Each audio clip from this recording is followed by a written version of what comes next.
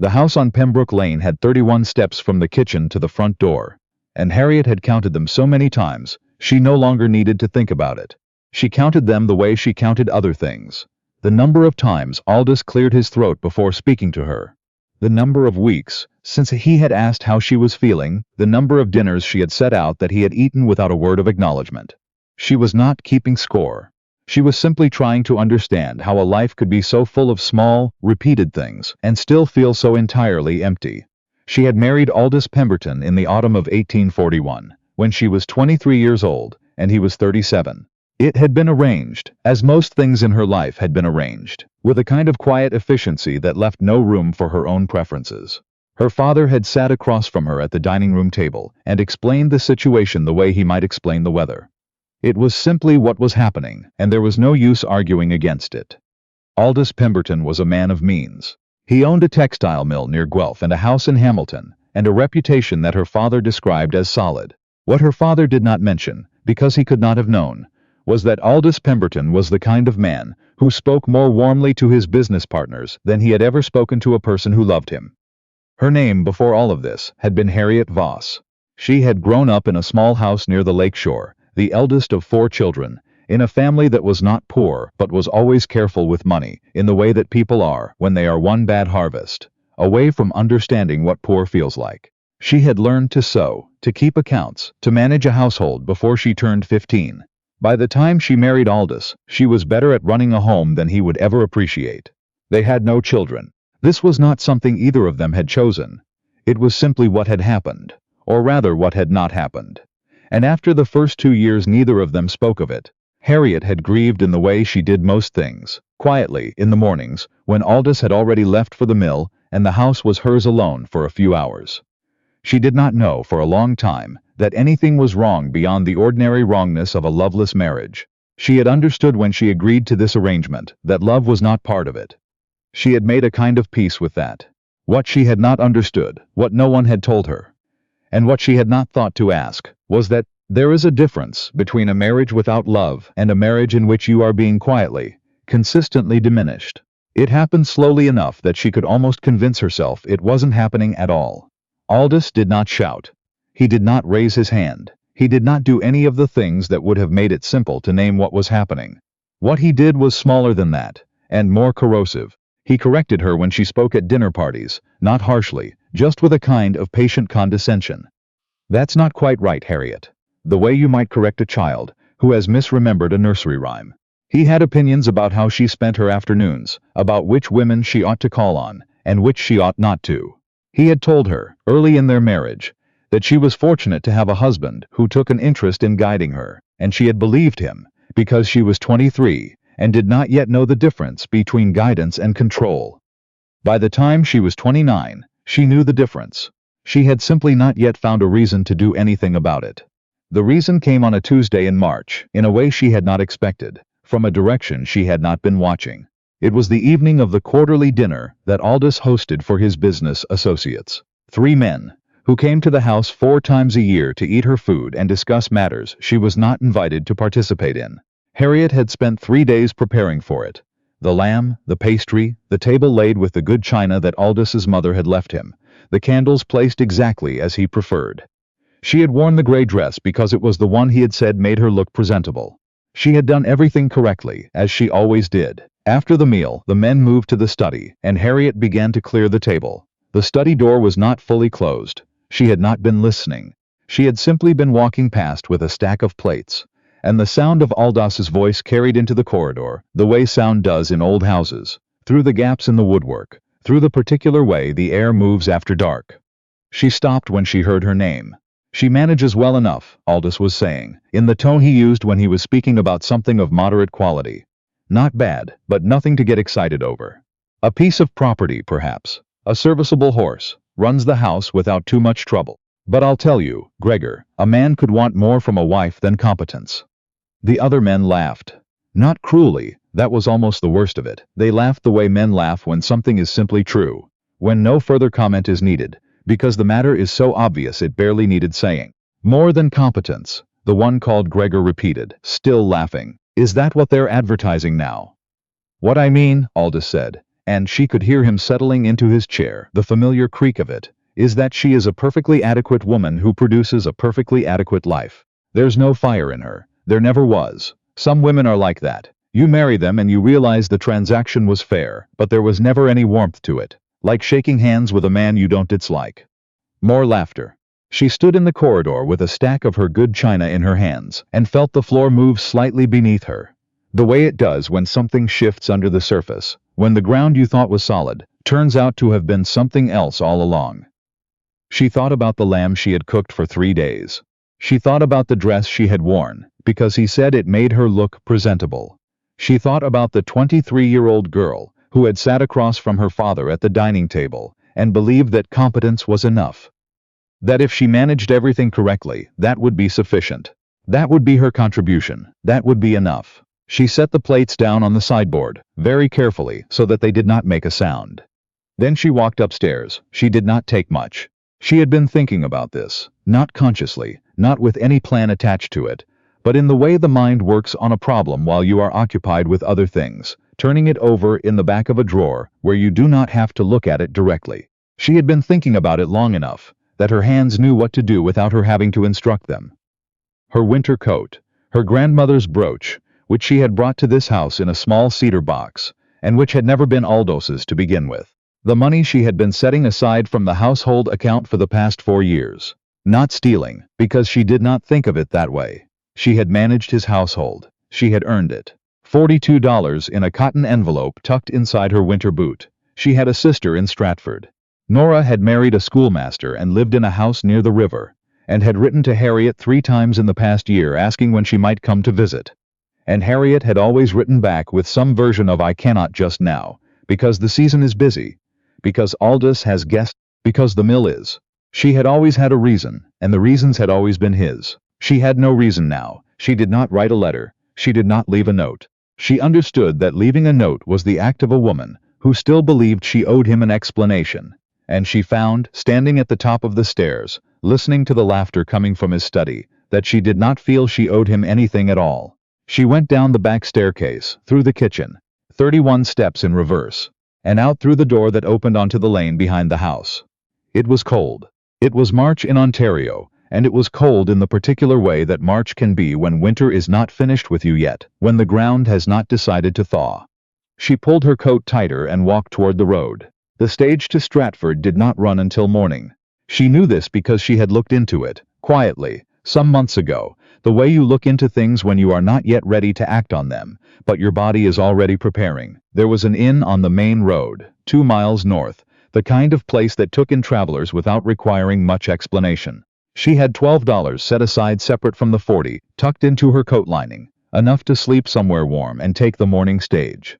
She did not feel brave. That surprised her. She had imagined, when she thought about this, that there would be something heroic in the doing of it. Some surge of feeling that told her she was doing the right thing.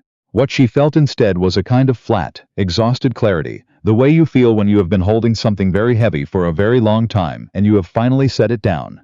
Not triumph. Just the absence of the weight. The road was empty. The sky was low and gray-dark with cloud, and the cold came off the fields in long slow waves, and Harriet walked and counted her steps the way she always counted things, and she did not look back at the house. She was nearly at the turn for the main road when she heard hooves behind her, and then a voice, a woman's voice, which surprised her, because she had been braced for something else. "Miss? Are you all right out here?" She turned.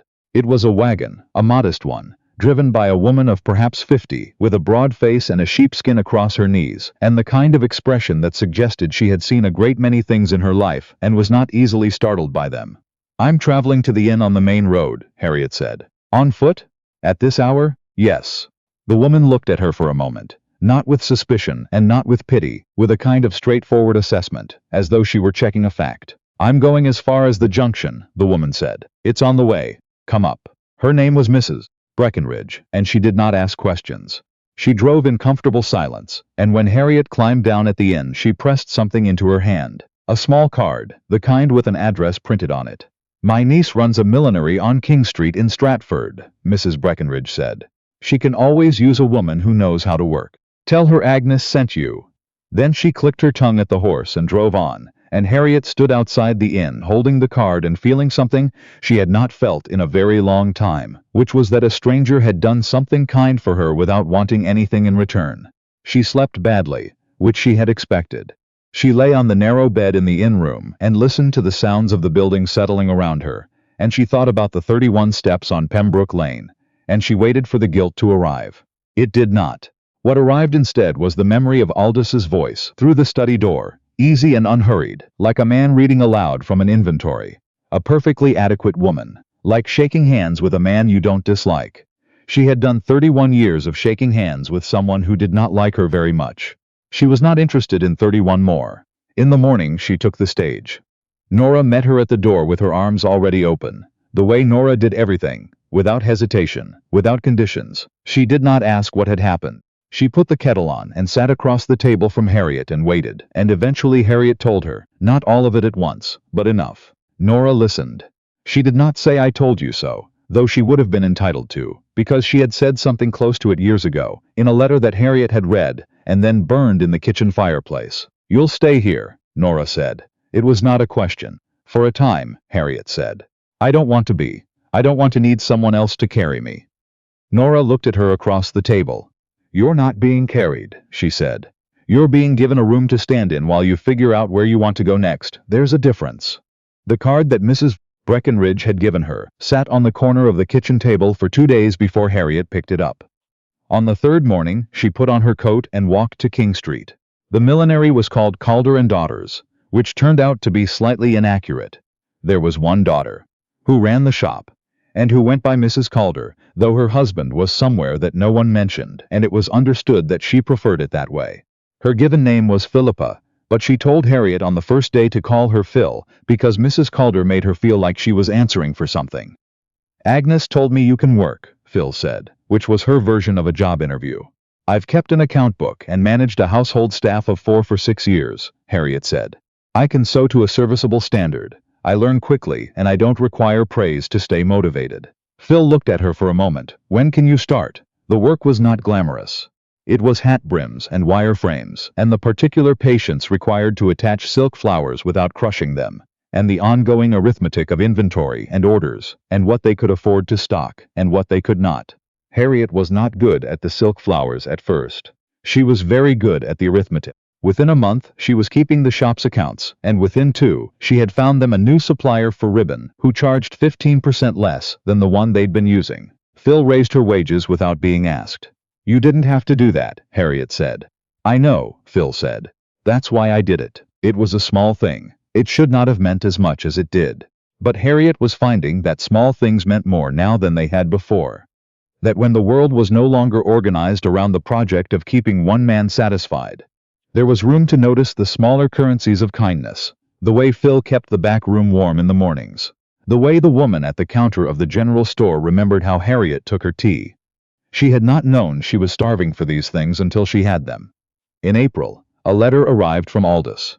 Not the first. She had heard from him twice through Nora's address, both times through a solicitor, and both times the letters had the tone of a man expecting compliance. She ought to return. It was her duty. There were things to be sorted, arrangements to be made. She had not replied to either. This letter was different. He had written it himself, which she knew from the handwriting, and it was 4 pages long, and she read it, standing at the kitchen table before Nora was awake. He did not apologize. She had not expected him to.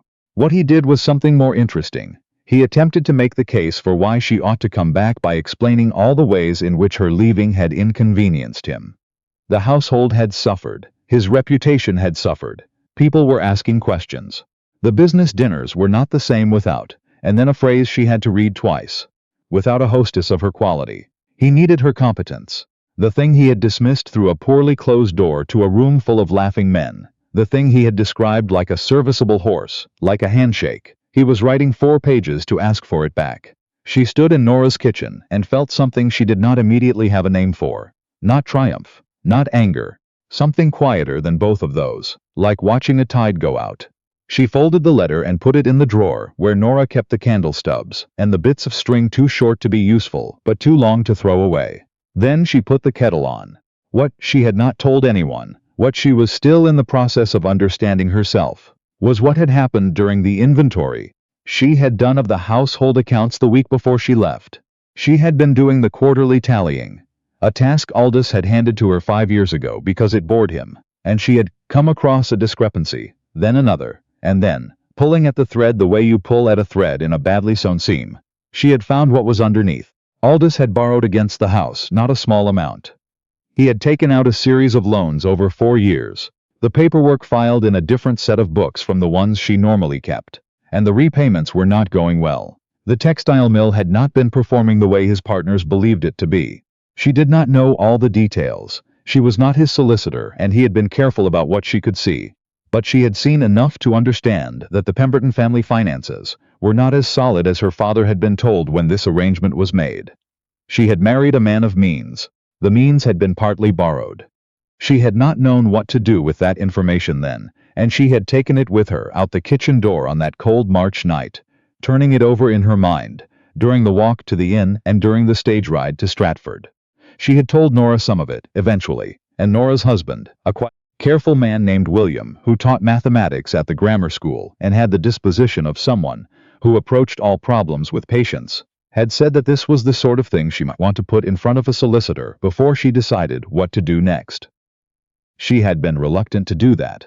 She was not sure why, except that finding a solicitor felt like making the separation formal in a way that it had not yet been made formal, and formal meant real, and real meant that there was no possibility of waking up and finding herself back in her old life, which was not something she wanted. But some part of her was not yet ready to close the door all the way. The woman who helped her close it was not Nora, though Nora had been patient and generous throughout. It was Phil. They were in the shop one afternoon in May, quiet time between customers, and Harriet was updating the order ledger, and Phil was reblocking a hat that a customer had sat on, and Phil said without looking up, "Have you spoken to a solicitor yet?" "Not yet," Harriet said. "There's one on Downey Street," Phil said. "She does a lot of work for women in your sort of situation. Her name is Mrs. Drummond. She's sharper than anyone gives her credit for, and she charges fairly." Harriet looked up. "She?" Phil raised an eyebrow. "Is that a problem?" "No," Harriet said. "No, I didn't know that was possible." "A woman solicitor. She's not admitted to the bar," Phil said. "But she does the work. She knows more law than half the men who are admitted, and she's better at keeping her mouth shut about it, which turns out to be the more useful skill." Harriet put down her pen. Outside, the elms on King Street were coming into leaf, the light through the window falling in long pale bars across the floor.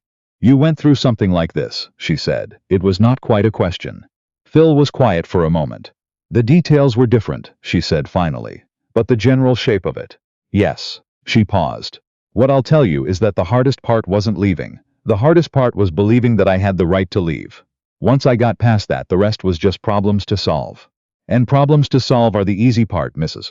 Drummond turned out to be a compact, iron-haired woman of about 60 who received Harriet in a front parlor that also served as her office, and did not offer tea because, she explained, tea made conversations take longer than they needed to. She read through everything Harriet had brought. The account discrepancies she'd copied before she left. The letters from Aldous' solicitor. The 4-page letter Harriet had retrieved from Nora's candle drawer. And she asked clear questions and wrote down the answers, and when she was finished, she looked up over the rims of her glasses. "You have more standing than you think," Mrs. Drummond said. "A marriage entered on false financial pretenses, 6 years of household management that can be documented. That's not nothing. He's going to claim desertion. That's what they always claim. But desertion requires the court to take the husband's account of the marriage at face value, and I find courts are sometimes persuadable when there's paperwork." She explained what could be done and what could not. Some of it was complicated. Some of it would take time, and some of it would take more money than Harriet had, which Mrs. Drummond said was the situation with most things worth doing and not a reason to stop. "What do you want to end up with?" Mrs. Drummond asked, which was the question that mattered, and which no one had asked Harriet in a very long time. She thought about it. She thought about what she had actually built in that house on Pembrook Lane. The accounts, the order of things, the social management that had made his business dinners run well. Had made his household a place where men ate good food and felt comfortable enough to say dismissive things about their wives through poorly closed doors. "I want what I earned," she said. "I want it acknowledged that I contributed something real, and I want to be free of him." Mrs. Drummond nodded. "That's a reasonable position. Let's see what we can do." The settlement came in November. It was not everything she had wanted, because nothing is ever everything, but it was something real. A sum of money that represented, in the language of formal documents, her contribution to the household over 6 years of marriage. Not enough to be comfortable forever, but enough to be a beginning, which was, she was finding, the more important thing. A beginning is more valuable than a continuation, when the continuation leads nowhere worth going. She used part of it to buy a half share in Calder and Daughters, which was Phil's idea, and which Harriet had immediately seen was an excellent one, because the shop had good bones and poor cash flow management, and Harriet was very good at cash flow management. They redid the sign. It said Calder and Voss now, because Harriet had gone back to her own name. She had a room above a bakery 3 streets from the shop, with a window that looked out over the rooftops and a small grate where she could have a fire in the evenings, and a cat named after no one in particular who slept on the foot of the bed and required nothing from her except occasional companionship and a reliable supply of something to eat. She found she liked this. She found she liked a great many things she had not known. She liked, because she had not been paying attention to herself in the years she had spent paying attention to Aldous Pemberton. She liked the mornings. She liked the particular quiet of the shop before they opened, when she could think clearly, and the day was still entirely unscheduled.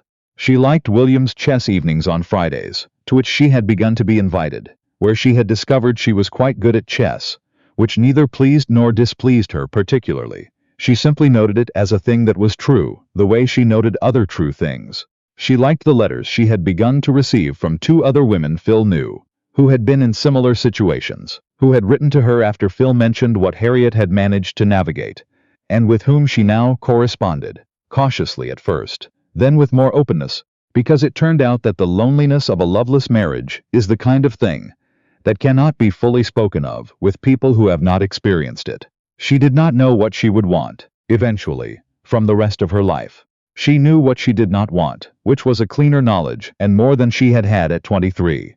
She was 30 now, and the arithmetic was simple. She had more years ahead of her than behind her. She intended to use them more carefully than she had used the first set. A letter came in December from Mrs. Breckenridge, the woman with the wagon. Harriet did not know how she had found the address. Through Agnes, probably, Phil's niece. The long threads of connection between women in small Ontario towns. The letter was short. It said, "I heard you landed on your feet. I had a feeling you would. Some people have that quality, and you can see it from the road, even in the dark." Harriet read it twice. She folded it and put it on the windowsill, next to a dried sprig of something Nora had sent from her garden, and a river stone she had picked up on one of her long Thursday walks, for no reason except that she had wanted it. Then she took out her accounts ledger and settled in to do the week's numbers, while the cat arranged itself across her feet, and the fire did its sensible, reliable work, and outside the window the last of the November light moved across the rooftops and faded. And Harriet Voss counted the good things in front of her, and found that there were more of them than she had space to hold.